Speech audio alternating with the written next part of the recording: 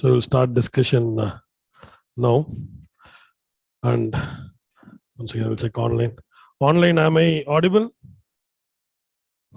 Online. Yes. So, how was the test paper? Hope it would be little engaging you. I won't say the question paper is tough, but it is little engaging you. And as far as the importance of polity is concerned, most of you may not understand the importance of polity.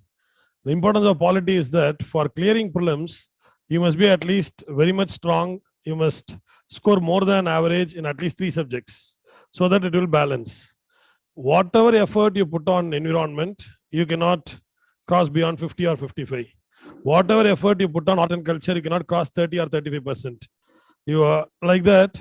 But in polity, if you properly put effort, out of 20 questions, you can definitely ensure 18 questions. So that is the greatest advantage of polity as prelim subject. And if you see the construct of UPSC's question setting, you can clearly understand out of 20 questions, 7 to 8 questions or 9 questions you can easily score by only depending upon Lakshmikant. And 4 or 5 questions would be from current affairs, which will be completely irrelevant. For example, acts, they will ask, if you see, or administrative policies, like that they will ask. And rest of 7 to 8 questions, they will ask from conceptual areas where you have to apply your mind on the spot and do it. So you will know the subject, you will know what is parliamentary democracy, and solving the question, you must apply your logic and do it. So largely this particular question paper is based on current affairs and applying logics. For example, you would have wondered why private member bill question was asked in preamble area or salient features. You recently know 2 months back, there was a private member bill introduced to amend preamble. Can you understand? So that was the first attempt ever in the history of Indian legislations where they wanted to amend the constitution by means of private member bill. So if can a private member bill be used to amend the constitution? So that is the way UPSC asks. They don't ask current affairs per se. They relate current affairs with the existing conceptual area. One statement would be on the conceptual area, other statement would be on current affairs. Or both the statements would be deeper on the conceptual areas. For example, the first question. I have asked you some facts on once again. I have asked you some facts about constitution. You know what is the importance of this? Recently, there was an attempt in this January to preserve the constitution in helium. Remember, it was already preserved in a helium gas. And now in Jan 2022, there was a discussion on refilling the helium so that constitution is further protected. Have you read the news during this Republic Day? During this Republic Day, that was hot news. So constitutions, these kinds of facts, they won't ask what is the gas used for preserving the helium, preserving the constitution. Either they will go into the random facts on constitution or they will give you on the random facts on helium in science and technology. Can you understand how the questions are being generally pitched?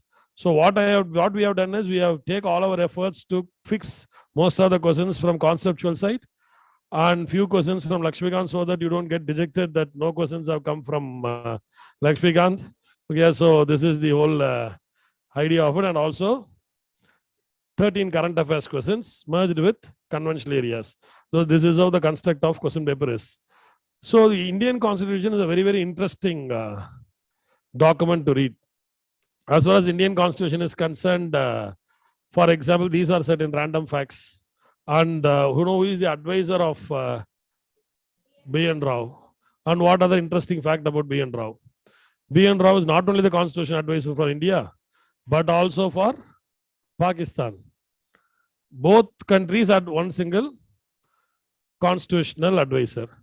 Similarly, Article 370 was not drafted by Dr. Ambedkar. He refused to draft. Who drafted Article 370? It was Gopal Swami Iyengar who drafted Article 370. Similarly, there is one constitutional club in Delhi, you know that. You know why it was created? It was created only for recreation activities of Constituent Assembly members. After that, now it has become a club for member of parliaments. Only the member of parliaments can be member of that. Similarly, there is an Hindi version and English version. English version was originally the authenticated source, and subsequently 394A made Hindi version as an authentic source. But both version has been completed in 1950 itself. Mr. Vaidya was the person who wrote the translation in Hindi. And these are all set in random facts, which should be very interesting. And they'll also ask you, suddenly when they ask you the questions, will not be knowing it. Another example again is national anthem was also adopted on the day of January 26, 1950. And similarly, another interesting fact about Indian Constitution is that the Indian Constitution is the only constitution where provisions for preventive detention has been made part of the Constitution. That you would have studied in Lakshmikant. Because I have not studied, but from the way you nodded, I can understand that the source is common for all. No, so one difficulty with Lakshmikant is that you may become strong with polity as far as what we understand as polity. The difficulty comes when it comes to governance. Mains. You lose the link between the prelims and mains because we depend only on Lakshmikant. So we will tell how to manage those things in subsequent test series. What we'll do is we'll go on the discussion. So in this, only 2 copies of Constitution were made by the Constituent Assembly, one in English and one in Hindi. English was the most authentic version till the amendment happens in 394A. And both was completed within 1950 itself. And subsequently, after 15 years, it was again corrected in Hindi. And now only up to 40 amendments or 42nd amendment, it has been corrected. And we have to again retranslate it. That is also in current affairs. The need for retranslating those areas which have been left over has arisen. So that is the reason for this question. 2 reasons. One is the storage or preservation of our constitution, and our Indian constitution was not printed. It was written in a stylish italic style. So written by Prem Narayan Raisda. And all the sessions of Constituent Assembly were thrown open for public audience. So these are the facts. So answer for this is 1, 2, and 3. Which are the following category of citizens has to take oath of allegiance before acquiring Indian citizenship? What is the answer for it? It is such a common sense answer. Because if assuming I'm going to be a citizen by descent. My father is an Indian citizen, so I'm Indian citizen. By virtue of my parents being Indian citizen, I become an Indian citizen. So that is not the answer. And as far as citizenship by registration is concerned, I have to take oath of allegiance. Naturalization, again, I have to go for registration. So I have to take oath of allegiance. Citizenship acquired by incorporation of territory. For example, Pondicherry when acquired. The whole people automatically becomes the subjects of the state. Goa when acquired. Sikkim when become part of India. So though that situation also we don't need to do. So this is only an application of mind. You can answer it. Answer is A. So next question is, the concept of social justice has been enshrined in the preamble. This enables the court to uphold which are the following kinds of legislation. Legislation enacted to remove economic inequalities. Legislation enacted to provide a decent standard of living to the working people. Legislation enacted to protect the interest of weaker section of the society. What is the answer?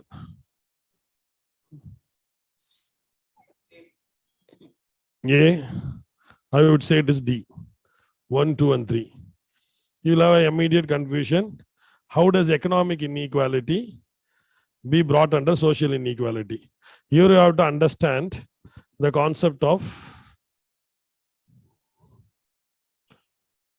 it is like this, sorry.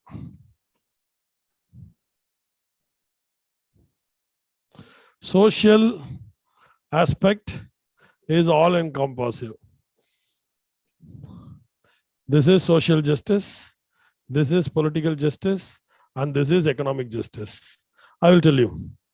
reservation for women in public employment. Will you bring it under social justice or will you bring it under political justice? Reservation for women in parliament. Would it be a political justice or a social justice? So, providing free ration or free food for people to avoid starvation death. Social justice. 100 days employment. So similarly, when you take legislation enacted to remove economic inequalities, no doubt it is to satisfy economic justice, but it also falls under the category of, come, she is finding chair. Chair is here. So, legislation enacted to remove economic inequalities may look as if it is economic justice. It is social justice and economic justice. And second, legislation enacted to provide a decent standard of living to working people. Again, social justice and an economic justice. Protect the interest of weaker section of the society. That is also universal rural franchise. That is also political justice and economic justice are part of larger logic called as social justice. Any doubts in this? Shall we proceed? Any doubts online? Which of the following statement describes the functions of the Constitution? It provides for minimal coordination. It promotes conditions of just society. It empowers people who are traditionally deprived. It promotes majority will than the minorities. What is the answer for this? C is 1, 2, and 3. And what does Constitution do? Here you have to understand the fundamentals of it. Every year if you say there will be a question on state, there will be a question on liberty, there will be a question on rights conceptually. Can you understand how they ask? So if you understand the larger perspective of what is Constitution, it will be easier for you to answer larger part of the conceptual questions. What does Constitution do? Constitution is considered to be the basic law of the land. And the functions of Constitution are very simple. It will give a broad outline of what is what.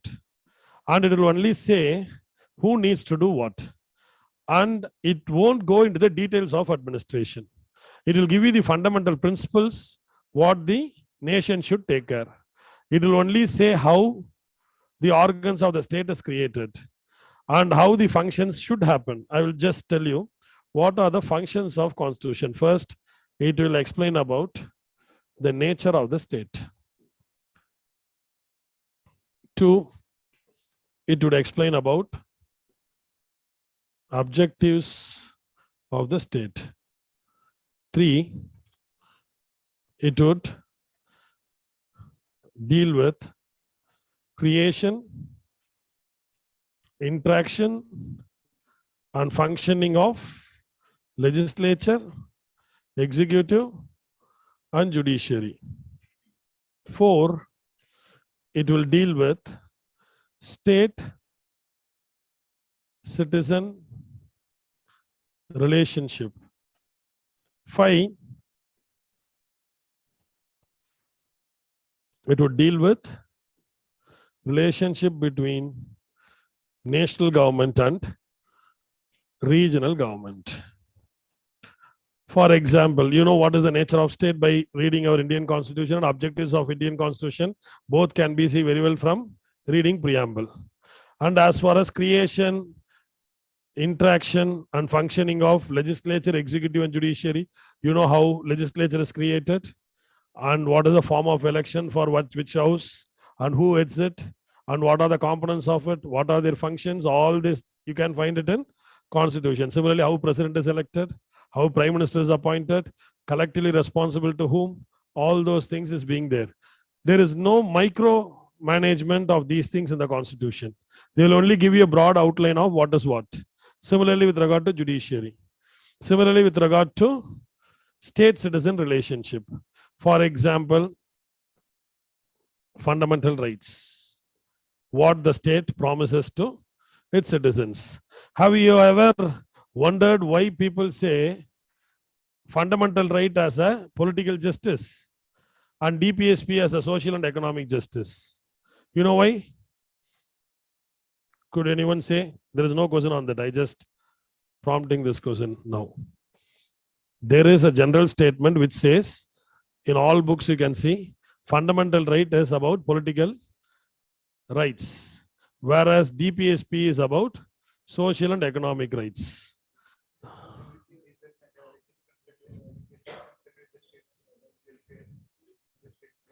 The more conceptual explanation is like this. It is fundamental rights evolves out of a promise given by the state to its citizen. State as a political entity promises its citizen that I would guarantee you this freedom, I will not infringe upon you. That is why we call it as a political right.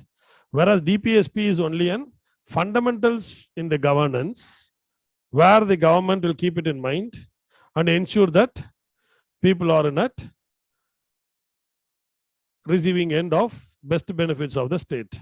So that is why we call it as social justice and economic justice and fundamental rights as a political justice, because fundamental rights evolves out of a political relationship between state and its citizens. Is my speed fast or is it fine?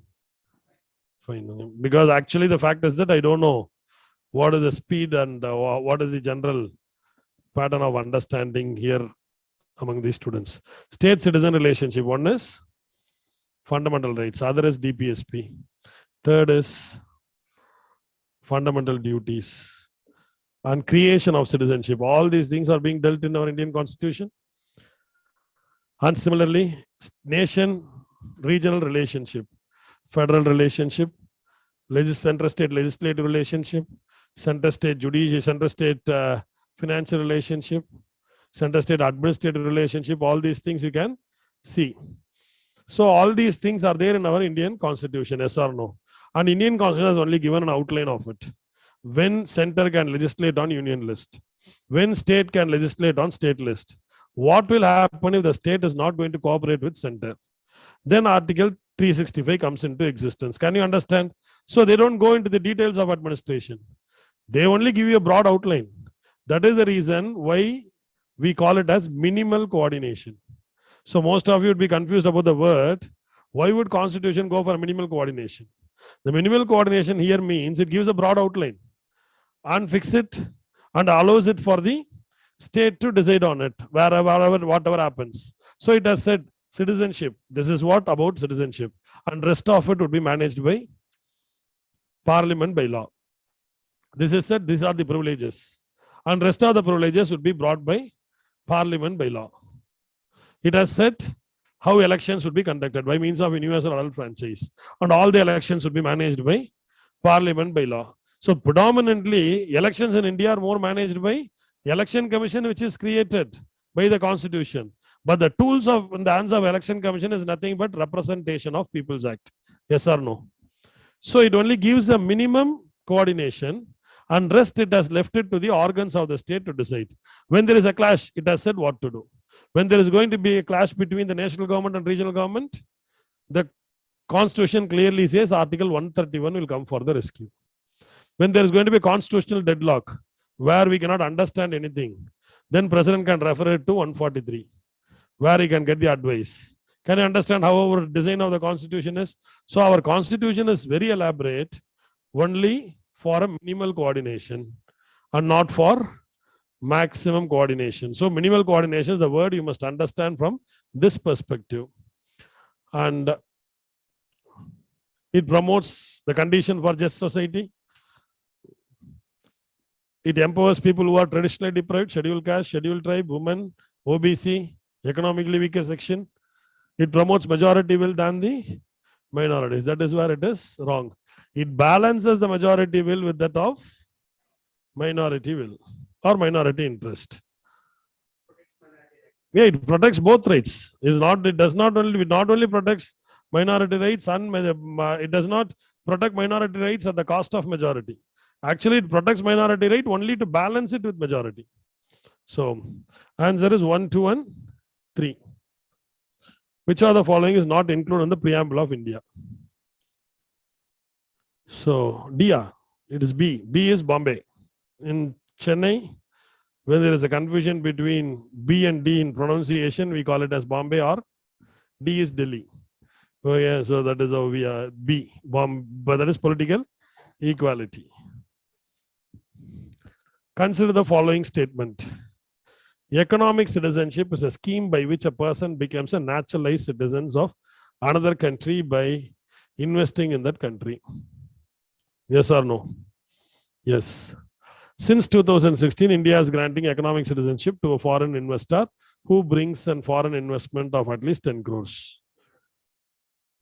Then what do India give? Sir, if it would have given, I would have heard about it. That is the base for your answer, or you have any strong factual basis? Exactly. It is not citizenship, it is the PR, permanent residence they have given. So India gives permanent residence, not PR. If you invest 10 crores, and if your investment is worth getting 20 jobs, or 20 Indians placed in the job, you are eligible for it. But you are eligible only for permanent residence and not citizenship. And that too only for 10 years. Not only for you, visa regulations and all other things would be restricted for your. Let the AC continue, or should I on and off it? Off and then on, like that. We will have one AC at a time. So, next question is this. So, answer is that. And you know why this has come? Because of Vijay Mallya and others who have now the Fugitive Economic Offenders Act has come. So, economic citizenship is also now in currency. Which are the following are the federal features of Indian Constitution? What are the 5 essentials of a federal constitution? No, I have turned that off. After some time, I will turn this off and turn on that. So many people are there. No, there has to be some circulation of air. No, we'll turn it off. No answer. Yeah. It's not too cold.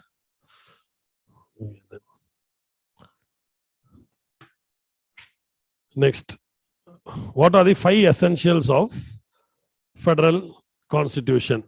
I have to tell you something. Polity is one subject where everything has a logic.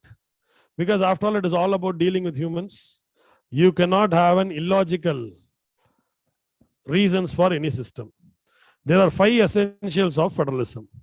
1 is division of power. 2 is written constitution. 3 is supremacy of constitution. There is a logic. Why this is first, why this is second, why this is third. 1 is division of power. 2 is written constitution. 3 is supremacy of constitution. 4 is rigid constitution. And 5 is independent judiciary. You know why? When there is an agreement, basically federalism is a form of government where there is an agreement between 2 entities, one at the national level and other at the regional level. That is what technically we say it as regional level, otherwise state level, regional level, and there will be sharing of powers between them. And within the shared powers, they will be supreme within themselves. So this is basically the definition of federalism. So federalism is a mechanism where the 2 entities coexist together. One for the whole nation, other is for the region. And within that, we have to share the powers. That is division of powers. In India, we have it in 7th schedule. Then next is written constitution. Why do you require written constitution is that first I will divide the powers, then enter into written agreement. And then is supremacy of constitution. I have entered into an agreement. What if I don't give respect to the agreement? Then the agreement which I have entered upon should have the status of supreme document.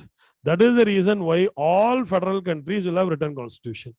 Any country you take it as a federal country will not have unwritten constitution. They will have only written constitution. And 4th is rigid constitution, so that one cannot change it unilaterally. And 5th is independent judiciary, where there is going to be a dispute. you can refer it to independent judiciary. You can decide it independently of other. So is India federal or not? Does India satisfy all the 5 conditions? Why no?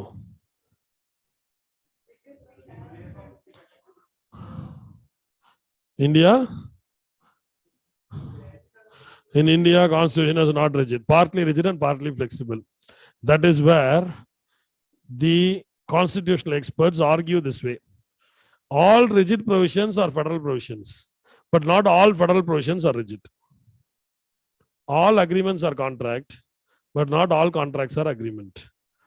There is a legal statement like that. Similarly, all rigid provisions, there are 7 rigid provisions: president, election, reduction of power of Supreme Court and High Courts, Constitutional 368 Amendment, then any legislative powers amendment, 7th Schedule Amendment, all those things, whatever need to be amended by means of rigid mechanism, it can be done only with the ratification of states. And all these 6 are regarding federal provisions. Then why is our Indian Constitution has the unitary features? Actually, it is not unitary features. There are 2 types of federalism. One is coming together federalism, other is holding together federalism. America has patterned on coming together federalism. India has patterned on holding together federalism. The security and the stability and the unity and integrity of nation is more important. So Indian Constitution makers have designed a federalism of this kind. That is why constitutional experts say Indian Constitution is a federation sui generis. What is sui generis? Of its own kind. So you can argue Indian Constitution as unitary with federal structure. Indian Constitution is partly federal, partly unitary. Indian Constitution is federation sui generis also. Only thing is, during the rigid part, you have to give a proper explanation. So then why is emergency provisions? Emergency provisions is like that. Assuming a state is not going to cooperate with us, naturally you require emergency provisions. Why is then governor post? Assuming a state is not going to cooperate with the center, emergency is imposed. Governor is the representative of the president, and the state is run by secretariat and directorate, which is manned by IAS officers. These IAS officers are appointed by the president. Governor at one stroke can take control of the whole state. So Indian Constitution have 2 ways of functioning.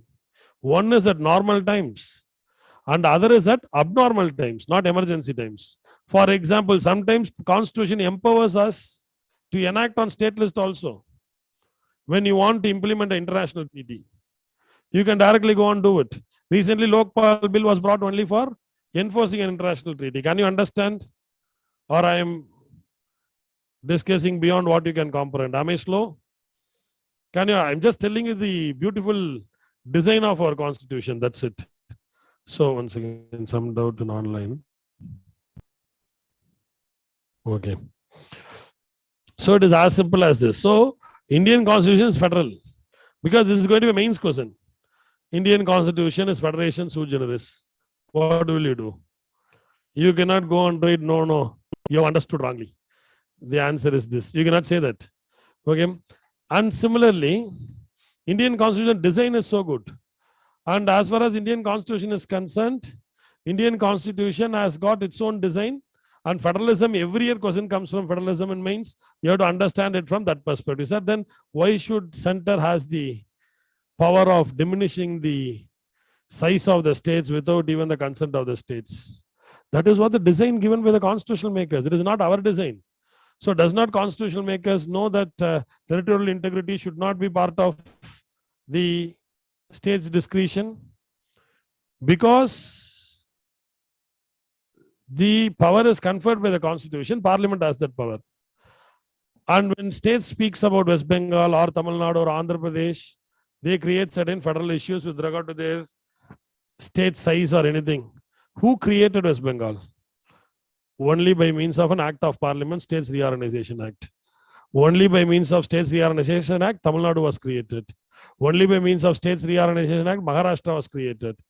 So the creator will always have the right to diminish or expand it. Can you understand the logic behind it? Okay, this may sound different for you, but this is what the reality of understanding is. So this is only for you to understand it from mains perspective, for a larger perspective. So do not come to a conclusion India is not federal. There is an alternative opinion which also says India is federal. That is the reason why there will be a statement which will say India is federal, partly and partly unitary. India is federal sui generis. You have heard about the words federal sui generis? Okay, so this is what the meaning of that is. So now tell me, so once you understand concepts like this and see the question, it is very easy to answer. Now see what can be the logics. So emergency provision is against federalism. Fundamentally has nothing to do with federalism. And bicameral legislature, naturally Rajya Sabha has ability to represent the states. So naturally bicameral legislature is also one another future for then. Any doubts in it? Consider the following statement regarding private member bill. I have told you the logic why we have asked this question. The logic is this: private member bill can be amended the constitution. Yes. Private member bill can be passed at any day of the parliament session. False. Why? Only Friday, that too alternative Friday. So first Friday if it is private member bill, second Friday it would be private member resolution. Third Friday again private member bill. Fourth Friday again private member resolution. If a discussion starts on Friday, if they could not complete it, the speaker will put it for the next Friday or the next Friday. So answer is A only. Consider the following statement regarding judicial interpretation of sedition. Application of sedition laws limited to acts involving intention or tendency to create disorder or disturbance of law and order or incitement of an offense. That is right. And that is the basis that the statement is from Kedarnath case. And the second statement is two individuals casually raising slogans could be said to be exciting disaffection against the government. No. And this is from that Khalistan case, Balwant Singh case. So here it said second is wrong. Casual raising of slogan against the state does not form sedition, offense under sedition. Because the logic is very simple. Sedition or any crime to do, you must have a concept called as ill intention. Assuming you are driving a car, driving a bike, you hit somebody and they die. It is not a murder. Yes or no? It is only an accident because the intent, it is only a negligent act on your part, not a bad intention. That is called mens rea in law. So in sedition, the mens rea needs to be proved. And the first point, application of sedition law is limited to acts involving intention or tendency to create disorder, disturbance of law and order, or incitement to violence. Your act of speaking against the state should have an intention to create a disorder, or else it will not be considered as sedition. Whereas two individuals casually raising slogans could be said to be exciting disaffection towards the state. Exciting disaffection, no, it is not. If assuming I am going to speak about some statement where government is very casual towards curtailing criminalization of politics, and this criminalization of politics is going to make India the worst place to live in another 30 years. Does it constitute sedition? No. So that is what the second statement is. And as a sedition is concerned, is our section 124A of Indian Penal Code. And what else important in sedition is Brij Bhushan case is very important. Brij Bhushan case, the first case in 1950, where the Supreme Court held sedition law cannot withstand after 1901A has come. Right to speech and expression. Then first amendment made an amendment in 1901A, bringing security and sovereignty of the nation. If anybody is going to speak against the security and sovereignty of the nation or integrity of the nation, that would be a reasonable restriction Article 19(1)(a). So Article 19(1)(a), First Amendment brought in security and sovereignty issues into amendment. Prior to that, Supreme Court has struck down 124(a), stating that 19(1)(a) will prevail. Then subsequently that was amended and 124(a) has come into power. Any other doubts in this question? We can proceed. And this is definitely a mains question this time. Okay, please understand, you have to prepare it for mains, whether we require sedition law or not. We don't require. You want it or you don't want it? Say yes or no. Any answer is fine. We want it. Then what happened in JNU? You want that? So you have to bring a balance. So there is a scope for mains question. Can you understand how to? One aspect of clearing examination is you must develop the capacity to predict questions. So you can definitely predict questions as you become stronger in the subject. So answer is that one only. Consider the following statement regarding 103 Constitutional Amendment Act. It has introduced 10% economic. My speed is fine now. It has introduced the 10% economically weaker section quota by including certain provisions in Part 3 of the Constitution. Yes. It has amended Article 15 and Article 16 of the Indian Constitution. Yes. 15 subclass 6 and 16 subclass 6. Okay. Answer is B. C. Incorrect. Sorry. Okay. Incorrect. So answer is D. Consider the following statement regarding parliamentary democracy. Freedom of choice to elect the rulers. Yes or no? People are getting confused on that. Morning batch people said rulers means it is understood from rulers / administrators / governors. Okay, whatever it is. It has to be understood from a larger perspective. It has freedom of speech and expression. Yes, that is where the fundamental of parliament democracy. You must have a right to speech against right to dissent. Exactly. Collective responsibility of the executive to the legislature. Answer is 1, 2, and 3. Second one is freedom of speech and expression. Is that in parliamentary democracy, every representative of the people, the fundamental of parliamentary democracy is that the representatives will have right to express what they want in the interest of people. No, it has to. Which are the following statements regarding parliament democracy? So in a parliament democracy, it has to be understood from that perspective. He says there is no word called as MP or MLAs. That is his question. Am I right? So the answer is that the concept of parliamentary democracy, freedom of speech and expression is inherent. The inherentness is that the representatives will have the speech and right to speech and expression in the interest of the people. I can understand what you say. He says, sir, the word MP is missing. I say, if I say federal rules, I said 5 rules. Like that, if I say parliamentary democracy, collective responsibility is one rule. Free speech is one rule. Can you understand? Election is one rule. Yes, but this is the rule. This is also a rule. If a presidential form of government also have representation, can you understand? Because it is there, that does not mean it should be here. Understood? His question is logical. He says, you are not given MP, so I have done the mistake. Yes, but hereafter, understand it from a larger perspective. Which of the following is incorrect? B. I don't think we need to stand here, no? Directly can go. Answer is B. Consider the following statement. All fundamental rights are amendable and subject to Article 368 of the Constitution of India. Yes or no? No. All fundamental rights are not amendable. Okay, subject to basic structure. What are the basic structure fundamental rights? Article 32.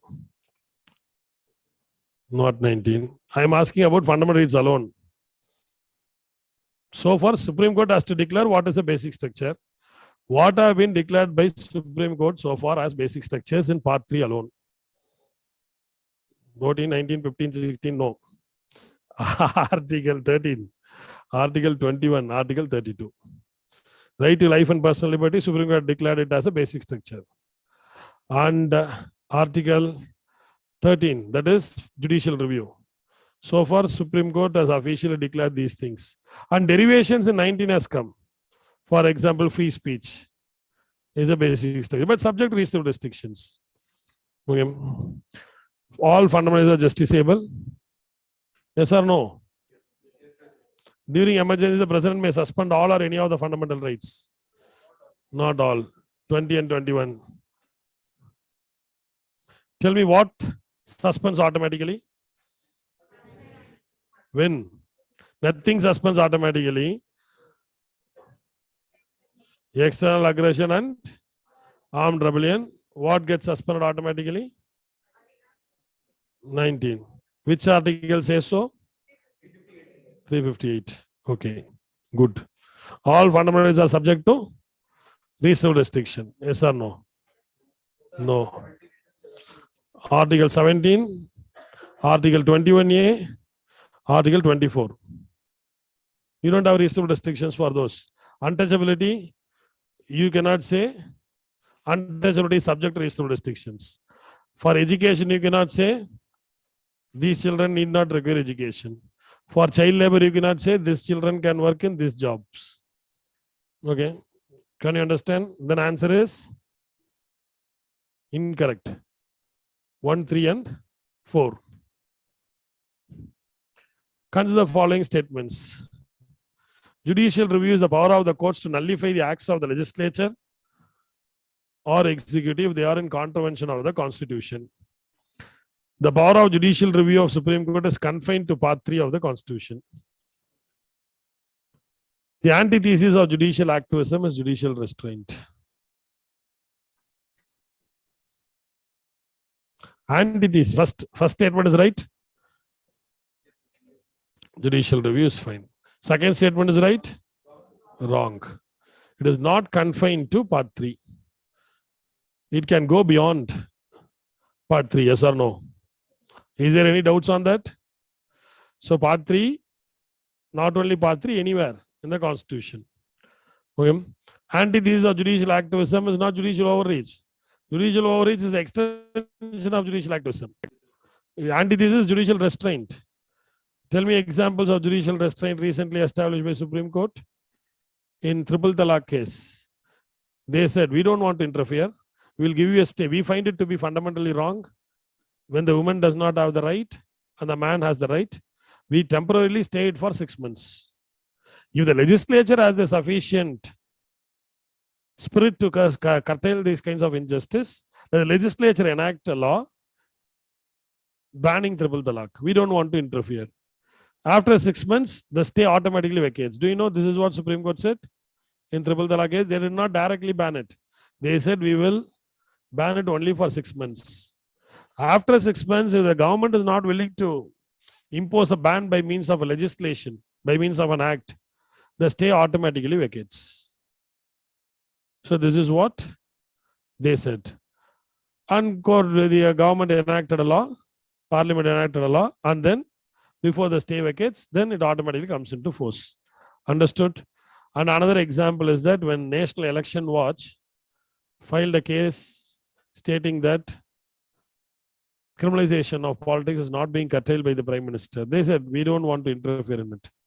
It is, we will leave it to the conscience of the Prime Minister, not discretion of the Prime Minister, conscience of the Prime Minister. Similarly, Section 377, unnatural sexual offences, that homosexuality. When it came to Supreme Court said, we will leave it to legislative wisdom. Why should we ban? Delhi High Court said it is not wrong. When it came to Supreme Court said it is not none of our business. It is legislature which has to do it. We are not going into it. So we are setting aside the judgment of Delhi High Court and we are leaving it to the legislature to decide.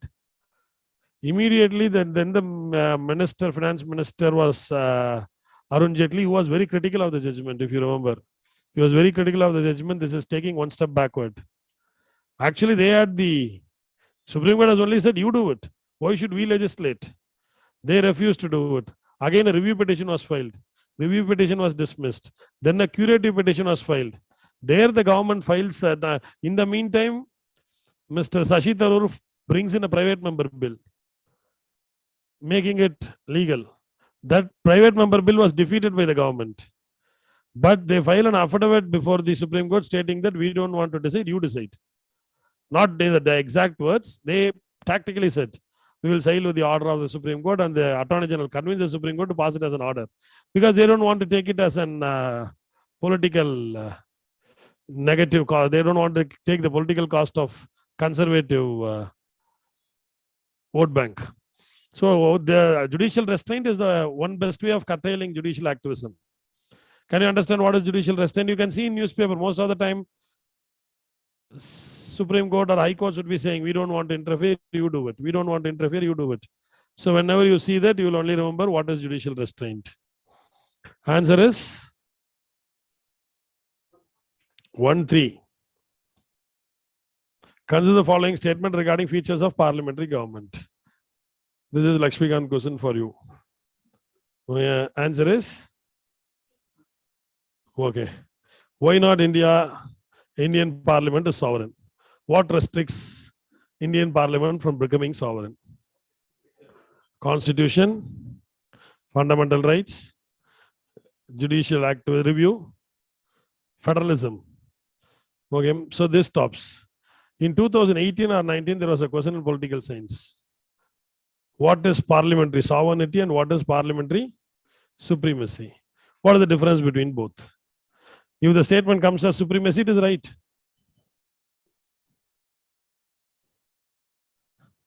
Supremacy is as simple as this. Well within my domain, I will only do. Recently, I forgot the issue. 2 weeks back, Attorney General was vocally arguing in Supreme Court, stating that you don't interfere into it. It is our problem. And it is our job. Supreme Court cannot interfere into it. Recently, that was the headlines that day. I forgot the issue. So, the meaning is this. When it is in my domain, for example, legislation protecting the integrity of India or legislation against terrorism, then if I have enacted, it is well within my boundaries. You don't interfere. That is supremacy. Supremacy is if I am entitled to do it, if I am mandated to do it, I am free from doing it without your interference. Article 121. You know what is Article 121? An important doctrine in separation of power, which says anything which happens within the parliament cannot be questioned by courts. So that is legislative supremacy. That is parliamentary supremacy. Can you understand what I say? When Somnath Chatterjee was the speaker, there was a scam called as cash for query scam. There was a sting operations by Tagalga, where they will give money to the MPs and ask them to ask few questions. When the MP asked the questions, exact questions what she wanted, the sting operator wanted to ask, the same question the MP will ask. 5 MPs or 10 MPs will do it on the same day. Then the same evening, the videos will be released, stating that we gave them the money of 5 lakhs for each question and everybody asked the question. Immediately on knowing that, Somnath Chatterjee will refer it to the Privilege Committee. Privilege Committee will immediately decide and then he immediately will sack them off. He will remove them from the membership. They will go to the Supreme Court and file a case. Supreme Court will send a notice to Somnath Chatterjee. Somnath Chatterjee will refuse to receive the notice, stating that it is well within my power. This is parliamentary supremacy. The decorum within the house we have to decide. You cannot decide. And I have decided. I cannot come before you and answer it. Then Supreme Court will leave it and decide finally in favor of the decision of the speaker. So that is parliamentary supremacy. And recently in Maharashtra, there is a current affairs. A member was expelled. Remember? Expelled for 1 year. And the court was only wondering. The maximum time period for 6 months. How can you make some constituency 100% for 1 year? If you at all you want them to expel them for within 6 months. So that is a constitutional question pending. You can just see that we will anyway discuss this when our parliament section of test comes. So answer is 1, 2, and 3. Consider the following statements regarding citizenship. Constitution deals with laws of citizenship, whereas it leaves the problem of acquisition of citizenship to parliament. Both to the parliament. Constitution has given only few conditions. When from Pakistan, from when, rest of it has left to the parliament, where parliament will decide under Article 9. Article 9, parliament is the authority to decide on citizenship. By using that only CAA has come. How could parliament enact a law on Citizenship Act? Citizenship Act by virtue of Article 9, where the Constitution empowers the parliament to do. Am I clear? Online, any doubts? Citizenship Act 1955 has been amended. Lakshmikant. 8 times or 9 times? 9 times. So answer is D. Consider the following statement. In India, the right of witness to testify freely in court is a fundamental right under Article 21. Yes. So this has come recently because of those forcing of witness to give evidence and issues pertaining to narcotic test. Supreme Court has categorically said narcotic test is not allowed unless and until they are willing to do. Lie detector, they are open. And as far as free witness testing, you cannot compel me to do. Can you say you cannot compel me to give an evidence against somebody? You can compel me to be a witness, but whatever I say should be of my own will. It should not be your direction. The police should not say, come and say that that guy is the accused. That guy is the person who did it. Can you understand what I say? Malimat Committee speaks about witness protection scheme. Malimat Committee is again a very important scheme. Okay, next. Which question you have come? Because there is no number of questions. No, I have to 18. Okay. So answer is both 1 and 2. In India, the right of witness to testify freely. That is the question. Social justice dictates how well members should compare with one another within the basic structure of the society. Yes or no? Political justice dictates how far they should share in controlling the shape of that basic structure. It is as simple as this. I told you what is social justice.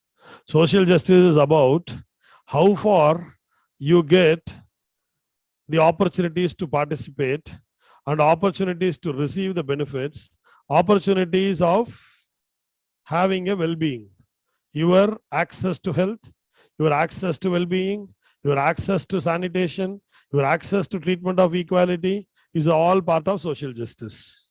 Whereas political justice is about your participation in the political process, right from voting till becoming the head of the state. So that is the definition of Republican. Most of us think the definition of Republic confines itself to head of the state getting elected. It is beyond that. The full definition of Republic has 3 conditions. 1, head of the state is elected. Any citizen can become head of the state. Third is about all public office is thrown open to all citizens of the nation. So that is the reason why Republican form of government is also upholds equality. There was a question 1 year, remember? I forgot 2017 or 18. There was a question, Republican form of government and comparing it to the equality. Actually, Republican system also promotes equality. That is the third aspect. All citizens, all public offices thrown open to all citizens. No discrimination in opening up a public office. Can you understand or I am confusing you? Understand? One advantage of test batch is that most of you would have given already attempts. So you could better understand things. So what happened when I took governance demo? After I spoke, something people started to fear whether he is speaking governance or something else. Then I understand, then I have to come down to Lakshmikant, then that was a lesson learned from me in governance demo. The feedback is that, sir, you speak too much. That was the feedback they gave. Then this time I'm not speaking too much. I'm confining myself to my limits of discussion. So this is what you need to understand. Social justice and political justice, both are true. Project 39A was recently in news. Answer is A, current affairs.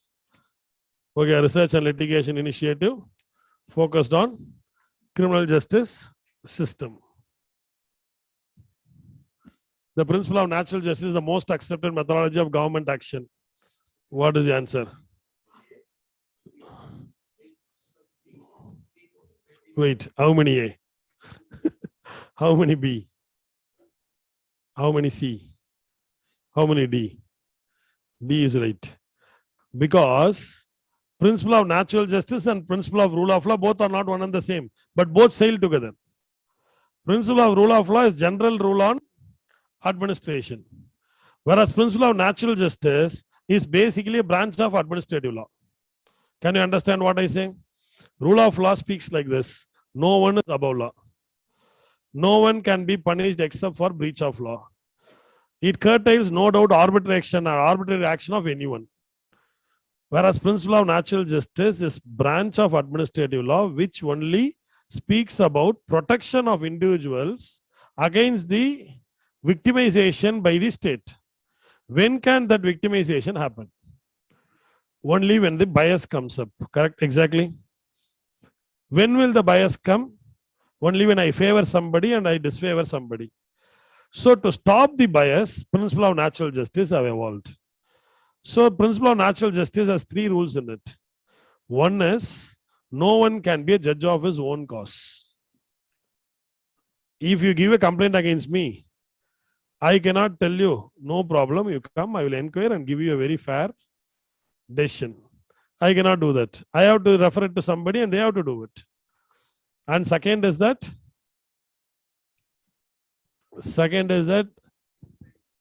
no person can be, no person, that is double jeopardy.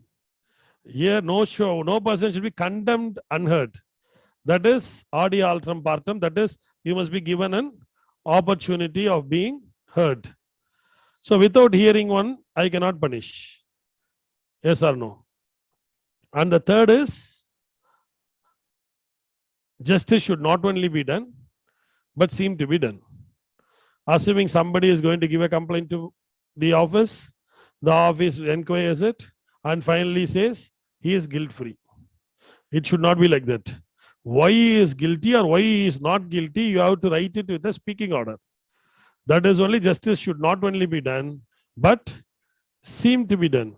So that is justified by means of a speaking order. So principle of natural justice have a long time not been a part of the question. So principle of natural justice has been in newspaper often. You would have seen it. Natural justice. Recently, Ranjan Gogoi. When Ranjan Gogoi was there, this issue was raised. Then again, when the contempt case of the previous Chief Justice, where he was attempting to bride an very expensive bike in Maharashtra or somewhere, again when a contempt came, you cannot hear the contempt. That also came up. Can you understand? So principle of natural justice is one another area which is untouched and which is very common in newspaper. So rule of law and principle of natural justice sail together. They are complementary and supplementary to each other. But rule of law and principle of natural justice are not one and the same. Any doubts in it?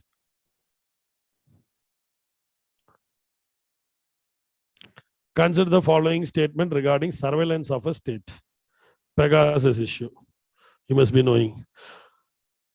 No person can be subjected to state surveillance. Yes or no? Anybody can be. Only thing is there is a mechanism. It has to be done by means of procedure established by law.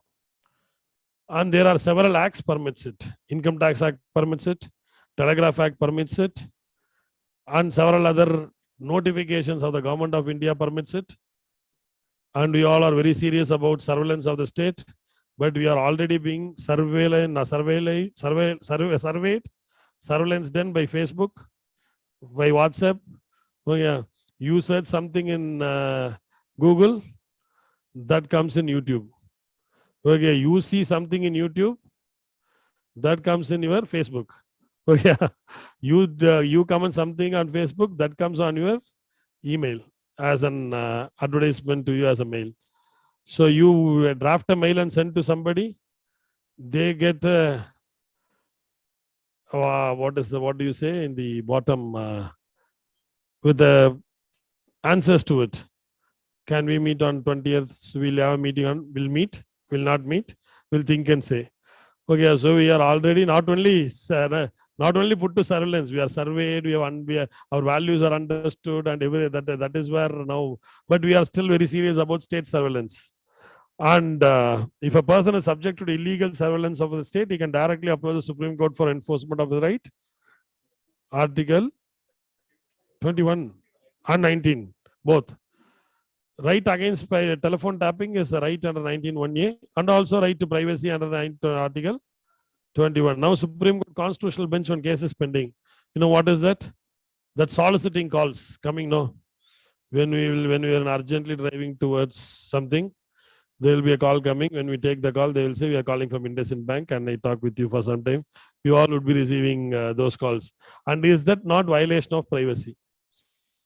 Okay. You can decide it at one stroke, but it has been referred to Supreme Court Constitutional Bench. It is yet to come. So answer for this is B only. What is the question number? 20? 21, okay. Consider the following statement regarding women's rights in India. The Constitution of India grants equality of women with men and also provides for positive discrimination in favor of women. What is the article? 15(3). 15 subclass 3. 2, that is fine. 15(3) is enabling provision. With that, you can do anywhere. 243 is with regard to reservation panchayat. So reservation in cooperatives, reservation in municipalities. These are all whereas positive discrimination for the women, as he says. 15 subclass 3 is the enabling provision. With that, you can bring even reservation for women in UPSC.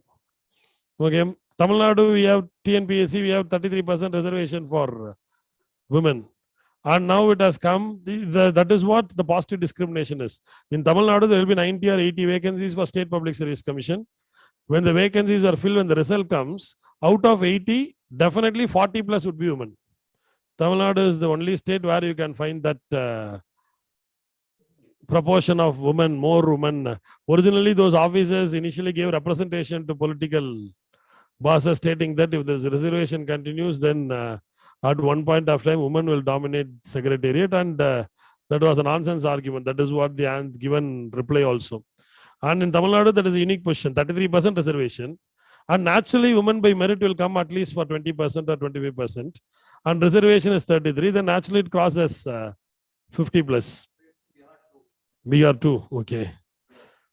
Okay. In BR also. Fine. What? Karnataka, okay, I don't know. Okay, then. Reservation is there in Karnataka, I know, but what is the real proportion? How does women come? India was the first country in the world to allow women in combat roles. Norway. America in 2013, all combat roles. Scandinavian countries were the first. They allowed women because they don't engage in war. Okay, and I'm just joking. Okay, America is the only country which has allowed, first country which has allowed women in all combat roles, 2013. India has sent an all-women peacekeeping force to Africa. Okay, even for a country, Liberia, in 2007. So like that pilot in Indian Air Force, 2015. So like that now from the coming year, why this question was kept is, from coming year, NDA is also open for women. So India is the first country in the world to allow women in combat roles. Answer is A.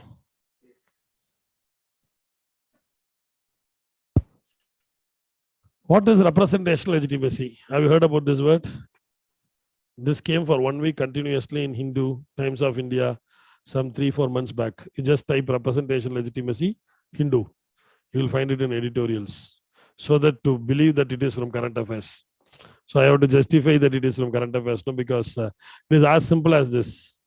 Assuming 60 to 65% of people vote in Indian election, average. Out of 65, at least 10 candidates participate. Assuming the candidate who wins gets 25% or 30% out of the 65. The person who loses closely, the opposition party will get 27 or 26%. Then the third party will get 18 or 17. Fourth will get 10. Fifth will get 5%. Like that, it will come down. Finally, this 30% of 60, when calculated for 100% of the population, it will be less than 15% or 20%. And they will become the MP or MLA. Do they have the representational legitimacy? No, that is what the concept of representational legitimacy is. And that is what is happening at first past the post system. So this was a discussion in Hindu editorial. And then that was followed by Times of India. Also, a discussion was taken up. If you closely watch, if you read 3 or 4 newspapers, you can understand one editorial will come in Hindu, then that will come in Times of India, then it will come in Indian Express. Generally, actually, Indian Express editorial is being followed by other two most of the time. But most of you will not be reading Indian Express. So Indian Express is actually more in coverage actually. But we are now habituated to Hindus, and now the right-wing government is there. I have heard, I'm also a faculty of Sankalp for Polity and Governance from this year. I have heard from many VVIPs and VIPs have said Hindu is actually an anti-Hindu. The same dialogue I have heard. Okay. And you can find a lot of questions from other papers also. You can see if we do the research, no, you won't be doing that. After the question comes, current affairs questions, we generally search from which newspaper it has come. Now question equally comes from Times of India, question equally comes from Indian Express, and mains questions more from Indian Express. If you see that it is actually a fact. During our period of preparation, it was confined only to Hindu. And prior to our preparation, it was confined only to Hindu and Frontline. Now it has got scattered. So that is the first statement. Multiplicity of political parties combined with the first past the post system, the vast majority of parliamentary legislators getting elected in minority. Yes, true. It is said that the system of first past the post system has merit of preponderance of decisiveness over representativeness. Yes or no? You have no other option than to choose, you choose. It's not because they have representativeness, they are being chosen. What is the alternative for it is proportional representation. But is it possible in India? It is possible if it is going to be a two-party government. Not definitely in a multi-party system like India, and it is too technical to know. And even now, most of us does not know who is our candidate. We go by parties. So that is one thing. So answer is both 1 and 2. Consider which of the following fulfills the objectives of political justice. How many A? How many B? B is the right answer. Universal advantage is the basis.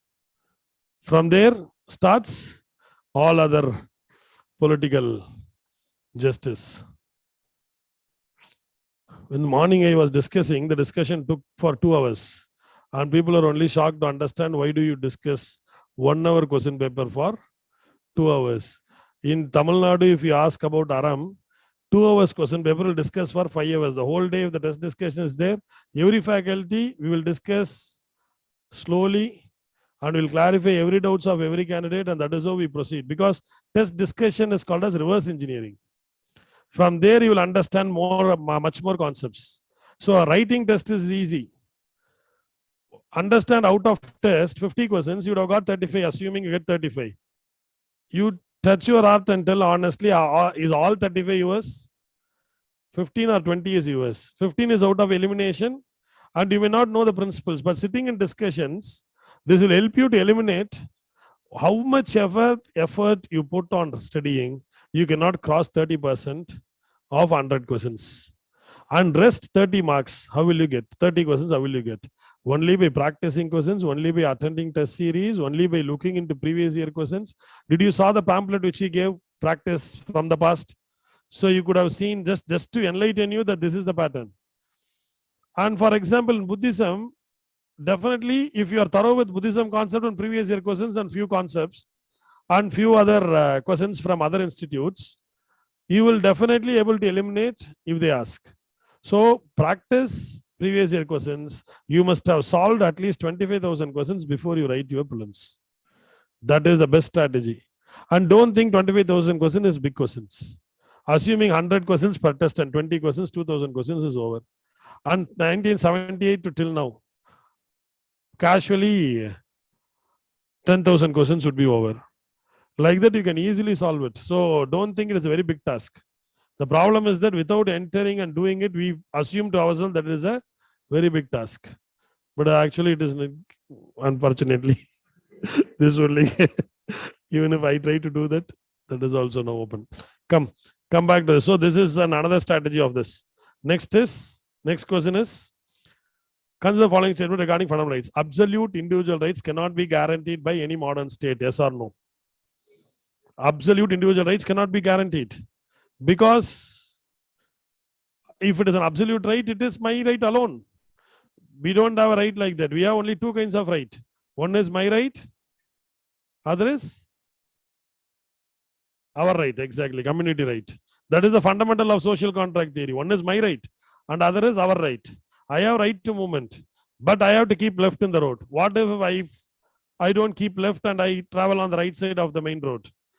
I will also die. I will also kill or hurt somebody else. So violation of that will be dangerous to both. So absolute right in a modern state is not possible. It has to be balanced with individual right versus societal right. The state can improve restrictions on fundamental right. Yes. The reasonableness of reasonable restriction is examined by the judiciary. Yes. Answer is 1, 2, and 3. The word republic in India signifies head of the executive is chosen by the people. Yes. We will have a doubt now here. Head of the state or head of the executive. Is that the doubt? I will say the first statement is right. Right? Second statement, exercise of power by one man who holds power after the election. That is wrong. Answer is 1 only. Do you have any doubts in it? You can feel free to ask me. We will accommodate every doubt. Any doubt? No doubt. So answer is 1 only. The country's first right to health law was drafted by Rajasthan. Rajasthan is the first state. So Rajasthan is the first state to draft. It has given a draft health policy where it says about rights of the patients, rights of the health workers, duties of the doctor, grievance redressal mechanism, all is there. Okay, next. Consider the following statement. The constitution is to give legitimacy of powers to the government to govern the citizens. Yes or no? Constitution limits the power of the government. Constitution aims to provide a set of basic rules that allow of minimal coordination. So I just want to make you understand what is minimal coordination. So answer is 1, 2, and 3. What is the question number? 28. Who among the following describes Indian model of, which among the following describes Indian model of socialism? Absence of private property is Marxian socialism. Establishment of egalitarian order by any means is Maoist socialism.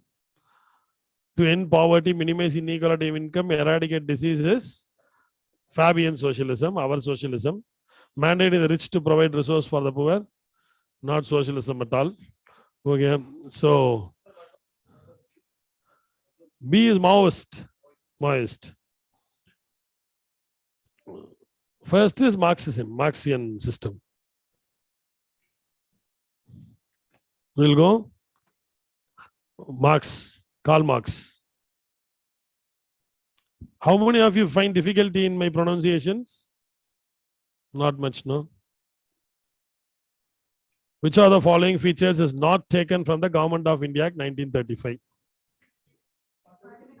Parliamentary government. Here you would have got confused, but finally the answer is C. Because that is the best answer to eliminate. In political justice, I asked all the four were political justice. You have to choose the best out of political justice, that is universal adult franchise. In all this, all the four were related to 1935 Act, but this only is indirectly associated, so you have to remove it. Consider the following statement. A person who marries a citizen of India can acquire citizenship through registration. Minor child whose parents as Indian citizens can be given citizenship through registration or by descent. If a foreign parent, registration is right. Indian parent, descent is right. So answer is 2 only. But if anybody has put neither 1 nor 2, keep it as right also. Anyone has put it? Okay, for you also it is right. Because the foreign parent, the word is not there, no? So there are 2 options for the children. One is by means of registration, other is by means of naturalization, other is by means of descent. So answer is 2 only. The expression territory of India includes which of the following? All the 3. These are all Lakshmikant questions.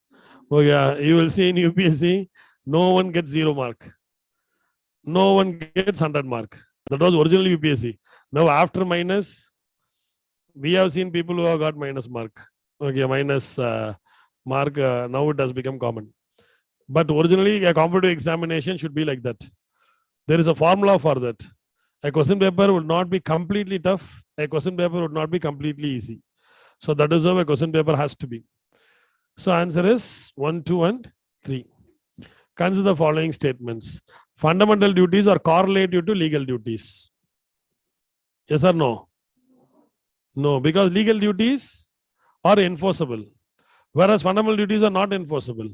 So here, you must respect national flag is a fundamental duty. Yes or no? National symbols. But disrespecting it is, you will get a punishment. Not because it is violative of fundamental duty, it is because violative of a flag code. Yes or no? Environmental protection is a fundamental duty. You will get punishment if at all you violate environmental protection laws such as Wildlife Act, Air Pollution Act, Water Pollution Act, not because you violate your fundamental duty. Can you understand? So it is not a legal duty. In the context of India, rights are correlatives of duty. That is right. Yes or no? Sir, you confuse us so much. I am telling you, yes, that is what. Correlative of duties is that I have right to speech. Can I speak whatever I want? You have right to movement. Can you go anywhere you want? You have right to profession. Can you do whatever profession you want? The restriction here is otherwise a duty on you not to violate the liberty given to you. So I must use my rights responsibly. Can you understand what I say? So rights or correlatives or duty means I don't have an absolute right, and that right has to be used in correlation with the duty is cast upon me. That is, I must understand my right should not cross or disturb our right. Okay, there is a balance, should be. Your duty is to protect the societal right. Just because I have got YouTube channel and a camera, people speak whatever they want and upload it.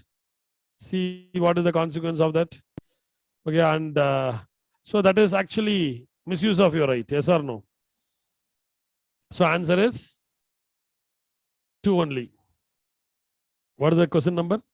Sorry. 30?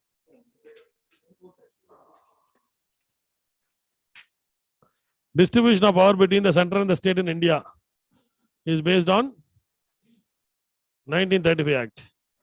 1919 Act, you had a distribution of power. That is not distribution of power, that is basically devolution of power, where the center gave it to the province, like what the states give it to the local bodies. Can you understand what I say? It was only in 1935 Act, it was more complete. You have federalist, you have provincialist, and also a not residual, concurrent list. So that is what is being patterned after this. So answer is 1935 Act. Which country was the first country to give right to vote for women? India. Which act? 1919 Act. Which was a country in the modern world to introduce merit system? Merit system in public employment. India. China is imperial China. They say as imperial China. You belong to public administration optional. In public administration optional book it is there. So it is imperial China, they will say. It is 1853 Macaulay report. After that, India became followed merit system. Only after 2 years after India, British followed it with Northcote-Trevelyan report. Northcote-Trevelyan is nobody than a cousin of Lord Macaulay. America introduced it only in 1882 through Pendleton Act. France introduced it only in 1920s. In France, it was sale of office. At least in America, it used to be spoil system where the party wins, the party cadres will assume position. Whereas in the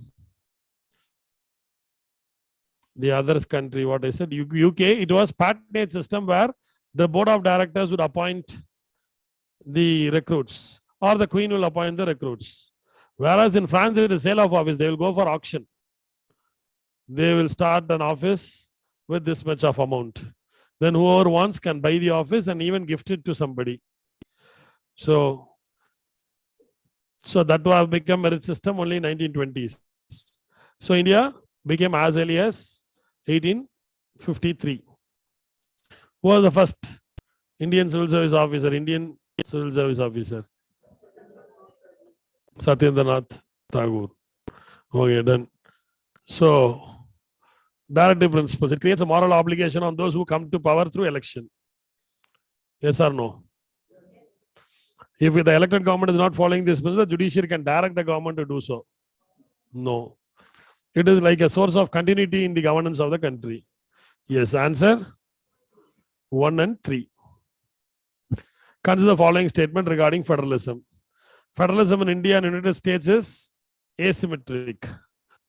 No. Why? They have symmetric. We have asymmetric. You know what is symmetric and asymmetric? Any doubts on that? Okay. So, with the abrogation of Article 370 of Indian Constitution, Indian federalism has become symmetric. Yes? No. First of all, 370 has not been abrogated. Okay, it has only partially suspended. So it is not abrogated. 1. 2. That is only one aspect of asymmetric federalism. 371A, 371B, C, D, E, all are there. Representation Rajya Sabha is there. Representation Lok Sabha is there. All these things still keep India as an asymmetric federalism. Answer is D. Consider the following statement. The amending power of Parliament is absolute and encompassing all parts of the Constitution. No, subject to basic structure. The concept of basic structure gained recognition in Kesavananda Bharati case. Yes. Consider the following statement regarding a citizen. A citizen of a country is a legal member of sovereign nation showing allegiance to the government in exchange of protection at home and abroad. Yes or no? Why no?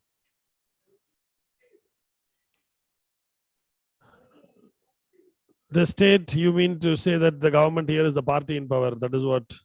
But I meant it to be the state. Okay, anyway, I will give both mark. Okay, whoever put it as right, mark. Whoever put it as, because a common sense understanding. What else I have to do? Finally, it is the question set as For example, one time in UPSC 2015, there was a question. The question is that right to vote is a fundamental right, constitutional right, legal right, and some other right they gave. And it is a legal right. But UPSC gave the key as constitutional right. Like that. Here the key is this, but for you I will give. Okay. So I understood it to be I accept your version of interpretation. Okay, and but what I meant when I was setting the question is that state. So for answer is official answer is 2 and 2 only. Accepted answer is both 1 and 2. Okay, so that. Consider for when it comes to correction, it will come as wrong because we go for on the machine correction. So if it comes wrong, you add 1 more mark to it. Okay. Government refers to a political institution that represents the sovereign people who occupy a definite territory. State is a part of the government which is responsible for administering and enforcing law. It is actually reverse. Okay, actually reverse. State refers to a political institution. Government is responsible for administering and enforcing law. Okay, understood? Any doubts? Neither 1 nor 2. You see, UPSC does these kinds of questions. Have you seen? Reverse exactly. See how much efforts we have put for you. Consider the following statement regarding laws of Indian citizenship. The minor child of a person who has renounced his Indian citizenship can never be an Indian citizen. When they attain the age of majority, they can choose. When an Indian citizen voluntarily acquires the citizenship of another country during a war in which India is engaged, this Indian citizenship automatically terminates. During war, it does not apply. Normal time, it applies. During war, because you will do some nonsense like Dawood Ibrahim, then you will run. During war time, you will make seditions, and then they will say, they will gain the immunity of that particular state and say, your city, he has become a Pakistani citizen, you cannot enter and arrest our citizen. So we will say, first of all, we have not permitted him to renounce our citizenship, he is still an Indian citizen. Our Indian penal code applies for him, give him back to me. So that is the reason why during war it does not apply. Can you understand the logic? Okay. Consider the following statement. Sovereignty mentioned in preamble indicates popular sovereignty only. Both popular sovereignty and state sovereignty. Both. The word socialist in Indian Constitution refers to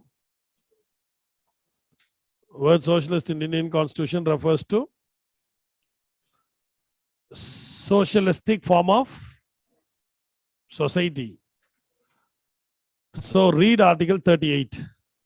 Article 38B beautifully explains our pattern of socialism, where we intend to minimize the inequality in income and eliminate the, you want to turn it off?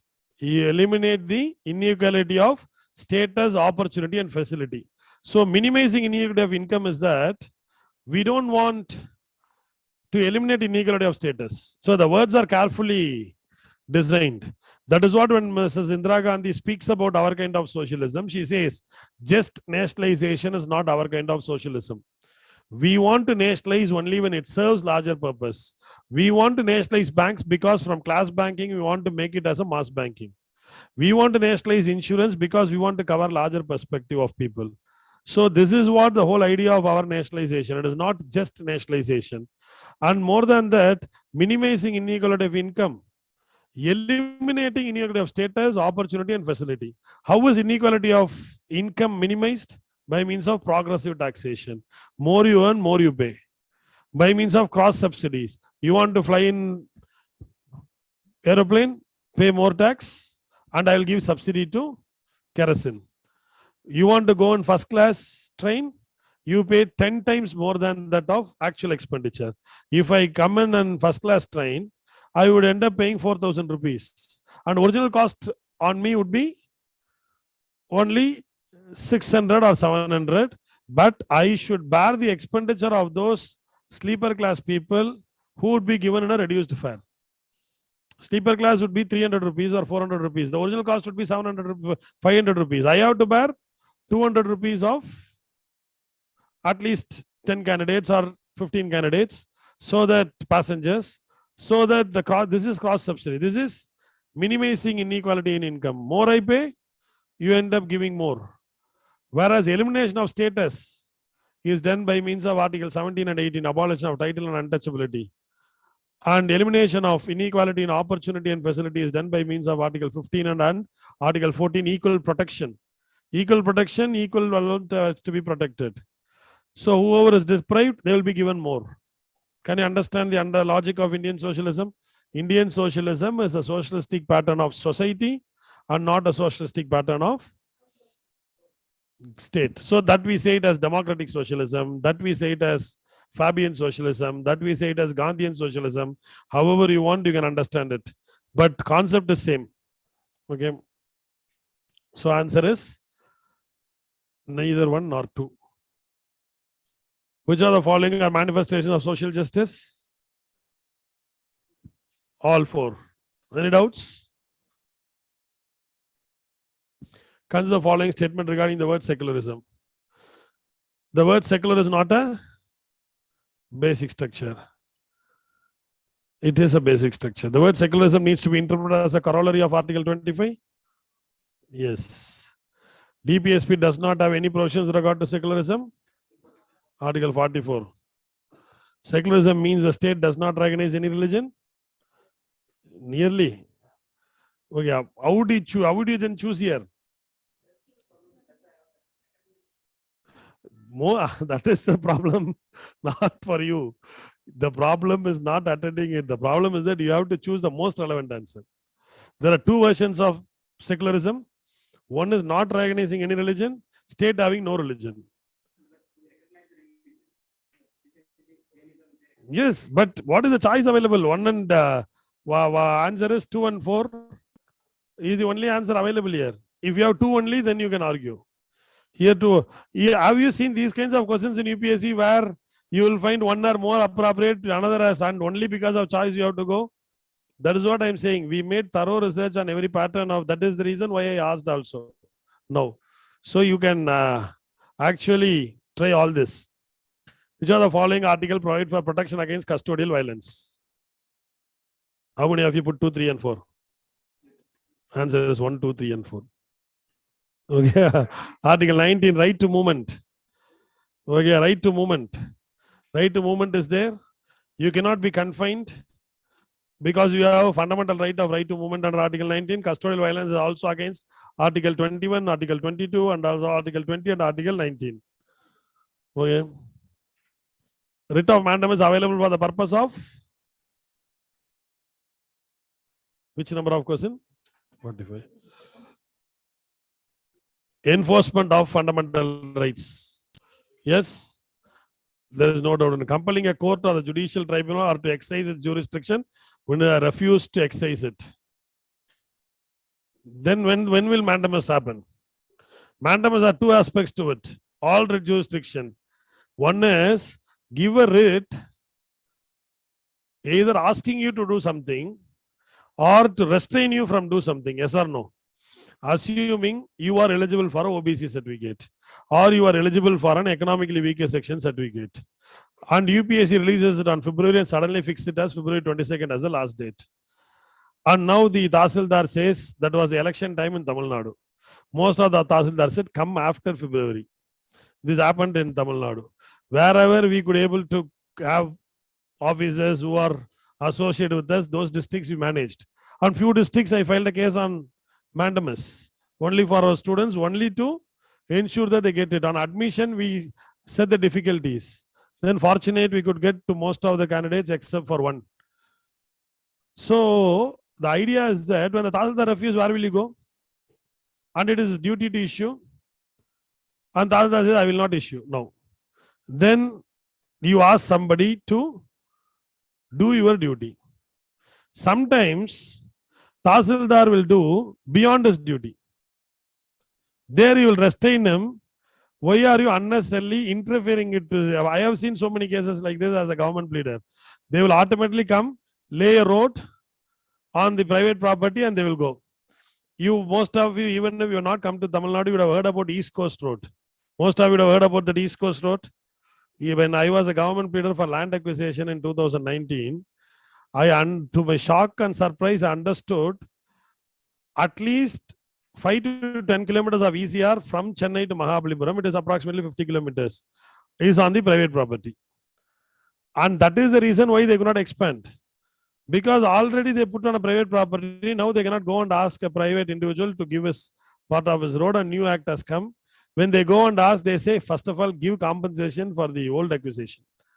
Okay. This happened actually practically. So when they do it, they will restrain you from doing this. Yes or no? There are two aspects to it. I will go and cry before the court or plead before the court where I will say my right is violated just because they are not doing. And I will also, there is a chance I will go before the court and say my right is violated because they are doing something. When they do something, I will restrain it. Okay, when they go beyond it, both is for public authorities. Can you understand now? With this explanation, we read the question. Compelling a court or judicial tribunal to exercise its jurisdiction and has refused to exercise it.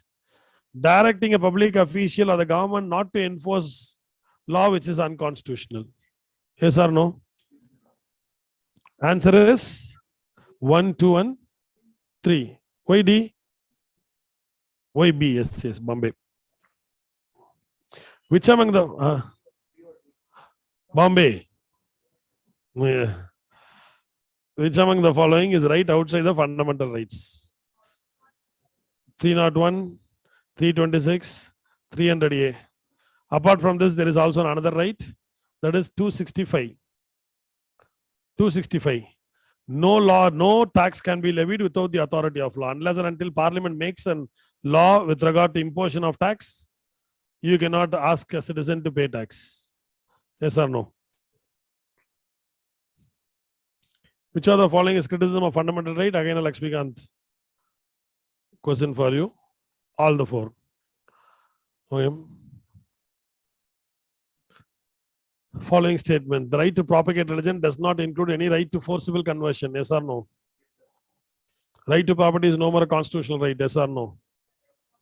Wrong. It is a constitutional right. The property has limited amending power and the limitation of that power cannot be destroyed. Yes, limited amending power. Yes. 9th schedule was introduced by means of First Amendment. 42nd is wrong. Answer is incorrect. 2 and 4. Answer is Delhi. Actually, afternoon batch is actually more, more responding. Morning batch is also very cooperative, but you are more participative. The Constitution of India recognizes only religious and linguistic minorities. Which of the following are the reasons for rise of judicial activism? Legislative vacuum, because that is how India's situation is. Executive inactivism, judicial enthusiasm to participate, constitutional scheme. So answer is 1, 2, 3, 4. So what I will do is now is we have a lot of other schemes for you to assess. For example, we are releasing a series called as Rush Through series for this prelims. For example, all those species in news alone would be in it. Similarly, personalities. Now that they have started asking questions from sports. Have you seen they have started asking questions from sports? This is the same pattern from 2000 to 2006. You go and see 2002, 2003, 2004 question paper, there will be questions on sports. Now they are repeating personalities. Initially they stopped in the intergram. Now they have started again asking personalities. Similarly, we are releasing a material called as Confluence. Confluence is 7 current affairs every day. Okay, Confluence is 7 current affairs topics every day. We are releasing it for 100 days. It covers 700 topics. Last year when we released in Tamil Nadu, actually out of 100 questions, 42 questions are direct relevance. Actually, we could not claim it because generally people will not believe if I say that. So what we will do is we'll have it as an understanding now. We will discuss it after prelims. So let us not go on our laurels of past. We will just tell you that, and similarly, this week full of economy, polity. Next week, it would be history faculty. History faculty will have command over the subject. You can understand that. You will clarify all doubts. Next week, it would be geography. Geography faculty is similar. So economics faculty will also be very good. So you just don't miss the test series, because it will ensure that you definitely sharpen your skills. Just knock the door.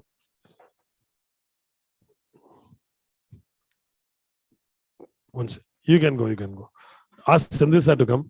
I will just show you those materials, which also we will just share in our group one after the other, or else you'll see it on day after tomorrow. So now or just 2 minutes or 5 minutes only. The rush through series coming.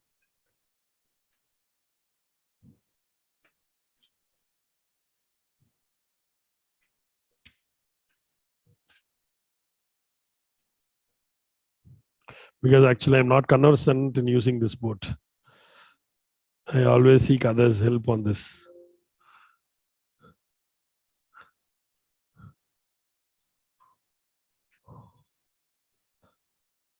Rush through the species.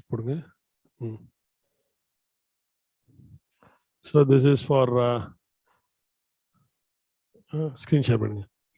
Screen share, please.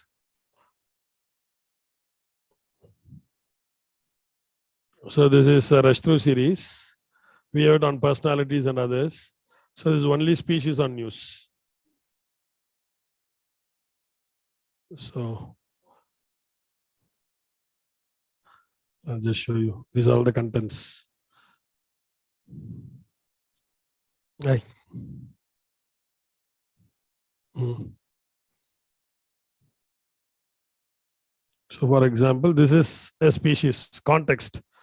Researchers have described so-and-so species with opposable thumbs, which could likely be the earliest known instance of limb. Indian Express explained it in April 16, 2021. So about this news, where it is, then like the context, Hindu explained it. Can you understand why it has come in news and which newspaper, which date? So again, this is something, mermaid species of algae. Context, it is found in Andaman Nicobar. News on air, as explained it. Are they coming in? Personal sports coming in. Just 2 minutes, because this rush through series and Confluence are very good assistants for you than sports news. Anything.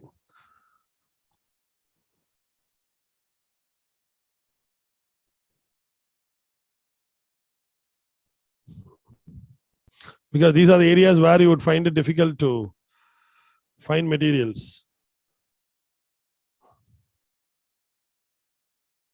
Why I'm showing this is, we have a lot of such materials, and we have a specific material for prelims, we have specific material for mains. So assuming the first, then context, why she came in news, on which day. So this covers 2 years. So why in news? I selected weightlifter so and so to contest women category. It will be first transgender. That is the importance. So why it came in news and like this.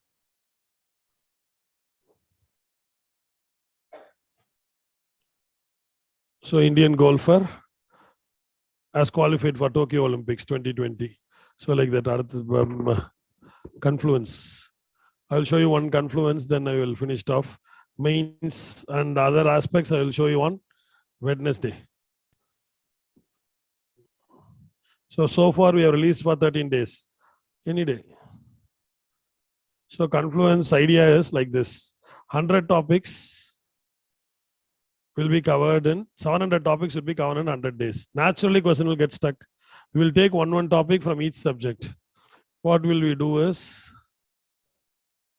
so this is day 13 on 5.2. Table of contents for polity. Demand of state food of Gokaland. History, art and culture, painting in India. Geography, infrastructure and resilient island states. Economy, Basel III norms. Environment, Hulock Gibbon. Science and technology, Chandrayaan 2. Current affairs, strategic petroleum reserves. So 7 subjects, 7 topics. That is a general current affairs. When it comes to demand around why in news, MHA begins tripartite talks with Gorkhas, West Bengal government to resolve statehood demand. So then we would be introducing this, what it is, timeline of Gorkhaland. Then what are the main reasons for demand of the state? Why a separate state of Gorkhaland is not a political reality in near future. So that's it, we'll finish. Then art and culture, why in news? Sikkim's so-and-so artist awarded Padma Shri Award. So what is that particular painting? Tanka painting. Kalamkari painting. What is in news? So like that. So this is for history. And infrastructure in geography. Prime Minister Modi launched infrastructure for resilient island states. Then what is it? So like this, every day we release 7 topics. It is actually tedious to read. But ultimately, when you finish all these things, 700 topics, definitely at least 5 to 7 topics, or at least you will have questions on it. Similarly, on personalities and rush through series. And similarly, we have a separate mains answer writing content, which I will show you on Monday or the Wednesday. That is called as Do Not Miss series. You will not believe, out of 16 questions, 10 questions from governance has come. And what we have done, have you become a member of town hall group of Aram? There was a town hall group, Telegram group. What we did is January 5th was the mains. We released Do Not Miss series for mains on December 15th itself. And we just gave it as an information to students. Please do read it. 200 questions have been released, and for last year and this year another 200 questions have been released. Ensure that you read. Then after the exam is over, we released a comparison of what is the question in UPSC and which series of Do Not Miss series added. And that is there. If you see on January 5th or 6th, you will understand. And that and on Wednesday will show. So students are more to walk out. So we just want to put to you information that we are actually serious participants at Delhi. That is just, I want you would have understood by our discussions now. And history discussions that will only further strengthen. Geography discussion will only further strengthen it. So it is only because we want to test our presence at Delhi. That's it. We don't have any ambitions to go very big commercial institutions at Delhi, because we are already sufficiently well placed. And I am basically a lawyer by profession, and also I have a few businesses. So my endeavor is, I have not studied at Delhi, but I just want to explore Delhi institution. 2018, I was a faculty at Subrarajan. Somebody was also asking me here, was you a Subrarajan faculty for internal security and part of governance? Then 2019, I was part of Rao's ethics coaching. 20 COVID came. Okay, GS score, GS score, I was part of interview till now. So I just, because COVID came, all institutes have stopped having any. When I came after COVID, I could find no institution functioning. Then I thought of having my own. That is how it is actually. You must be wondering why Aram started at Delhi. The only thing is I don't have an institute to take now. So I thought, let us have our own space to do. Then we started governance. She attended governance demo. And people started advising me, why you take too much for governance? Then, but fortunately, I got 100 admissions all over India. The batch was successful. But people gave me feedback that you speak too much. That was actual feedback. Then I decided to restrain myself. Then we want to just go for a free test series because we don't have any actual commercial intentions at Delhi. Most probably not for any time. Maybe at least for covering the cost we may introduce later, but we don't have serious commercial interest. We just want to have our presence felt at Delhi. So you don't need to have, because that was the major doubt for many. Why 40 test free? You So the idea is very simple. We want to be part of the Delhi system, one. Second is that either we have to price it reasonably, or we must give it free. That is another logic. And reasonably pricing, you will doubt a fresher, newcomer, yes or no. So it would be, if it is free, it is more honorable for us to have interactions with you. So this is the whole secret behind the scheme. Okay, thank you. Start attending on Wednesday also. And whoever have any requests for individual attentions, you can ask Saurav or me or Sendil anytime. Sendil sir, he is the person who did it, was also the author of Society book at Pearson. You would have you seen that book? That book is an Very good book in Pearson, actually. That is going very well now. So he has gone interview 4 times. So he is also a mentor. Saurav is also a mentor. So this is how the functioning starts now. Thank you.